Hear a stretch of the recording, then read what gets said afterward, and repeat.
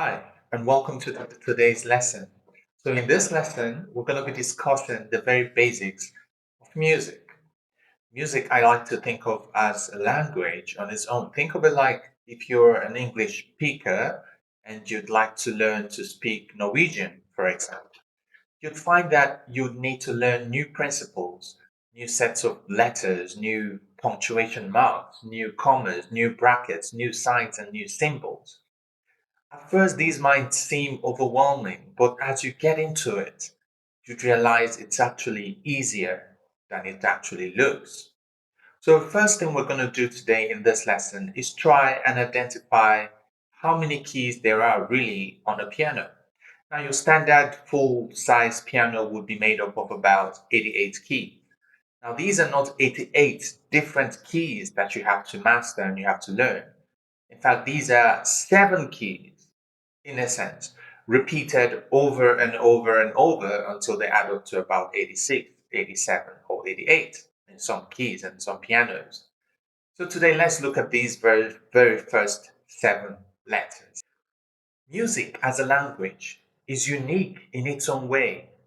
It has its own set of rules and guidelines that must be followed to be able to actualize whatever dream you have or whatever you're trying to play. Now, the most important of these rules, I have to say, is the letters. That is literally the building block of whatever we're going to discuss further. So, the letters we use in music are borrowed from the letters in the English alphabet. They're the letters A all the way to G. So, you have your A, B, C, D, E, F, and G. Right. Now, when you get to G, and for some reason your instructor says what comes next after G, the answer is simple. It just rotates, it goes back all over again to A, and the cycle continues. So, you see what I mean when I say an 88 key piano is just A to G repeated until you get to your 88th. Now, with that being said, we look at these keys and where they are located on your piano. Now let's start with the simplest of all of them. We'll use the letter C. Now to do this, I'm going to take you to the piano. Now on your piano, if you have one right in front of you, you'd easily find that it has a pattern of two keys. There are black keys and there are white keys. Now, if you go to the black keys and have a very close look at them, you'd find that there is yet another pattern that you find. These are patterns of two keys, followed by the next set of three keys, followed by more two keys, and three keys, and it keeps going all the way till the end of the keyboard or the piano. Now, this two keys and three key structure is going to be a reference point for us, and it's very crucial in the next things we're about to do because we're going to choose just any set of two keys. Could be these, could be that, could be that. And now we're going to build from here. So let's say this is our key here. We've decided to choose this right here. Now, the key of C, the letter C, which is where we're going to actually start and make it our reference point. So the letter C would be located right before the first two sets of the black keys. So you have two black keys, and right below them you have your C, the letter C, or in this case, the note C. Now from here, if this is C, it then becomes easy for you to count either going up or count from C going down. Now how will this work? Now if this is C, and we know our alphabet A, B, C, D, E, F, and G. So if this here is C, then that only means that the next letter in front of you will be a G, the next one will be E, the next one will be F, G, and A. Now when you get to A, it continues again until you get to the next C. We'll do that again. We'll start with a C. Next letter in front of it, next letter E, and then F, and G, and A, and B, and yet another C. Now, if you had to play a song, and the song is a song, say, starting with letter, give an example, the letters A. It's easy then for you to write, just go for it. That's your A. If the song says play F, you trace it from your C. If this is C, then this is D, E, F. The F, and you play your F. If the song's looking for a B, well, then you go again from C as your reference point. This is C, so D, E, F, G, A, and then B. There you have your B. Another way to also find this B would be to, once again, we have C. Then you ask yourself, what letter comes before C? That would be a B right behind your C. And obviously, if you go down one step again, you find your A. And then it keeps going like that all the way until you get to whatever set of notes you're trying to play. So that is in essence how the key structure works and how we're able to identify which key is which note is which, and it all eventually makes sense. Okay, now you can take a moment, pause the video at this point, rewind, and just try practicing this a few times. Give yourself a task of trying to identify a few keys on the piano without help. Example, try identify the key of D, try identify the key of A, try identify the key of F, try identify the key of G, for example. Okay, now when that is done, it's important then for me to tell you that this C referencing, like when you have to use your C, the note C as a reference point to the rest, is not unique to one part of the piano. It doesn't matter where you find the black key. It could be all the way at the edge of the piano, provided there is two black keys over there, that will be your C. And this is true every single time. If it's out the all the way at the lower part of the keyboard here, provided it's two black keys, your C will be right there. It doesn't really matter where the C lies. All that you need to know and remember is you have your C wherever there are two black keys. And from the C, once you find it, it's easy for you to read your way up or read your way backward. Whichever direction you go, you always arrive at the exact correct result. But how about the black keys? What do we call them? How are they referenced? Now, this brings us to a very important topic, which we're going to discuss in details in another video. But in this video, we're just going to pass through them and identify them as they affect the subject topic for today. So we have something called accidentals. Accidentals in music are not like real life accident, like you don't go crash your car or a bicycle or a bike or something. Accidentals in music are just is the name used to refer to three unique symbols. It's the symbol of a sharp, a flat, and a natural.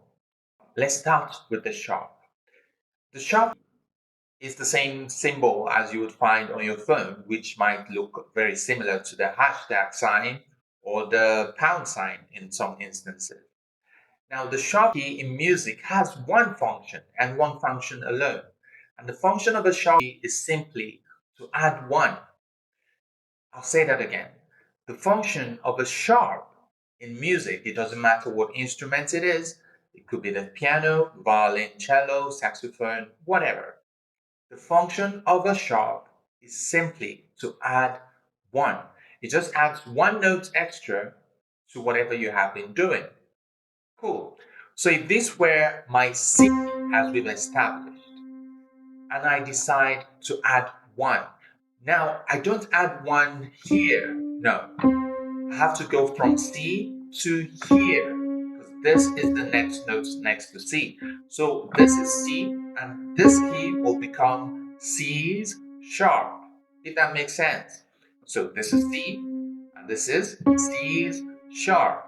Or in very clear terms, I'll just call this guy C sharp. Okay, so how did we arrive at that? Just add one note away from C and you find the sharp of C. So this is D, and then this is the sharp of C. Now, this is D as a note. Now, this key will be the sharp of D. This is F. So, as you can see, E has no sharp. E goes right from E straight into F. Now, at this level, I would say yes, that is completely true.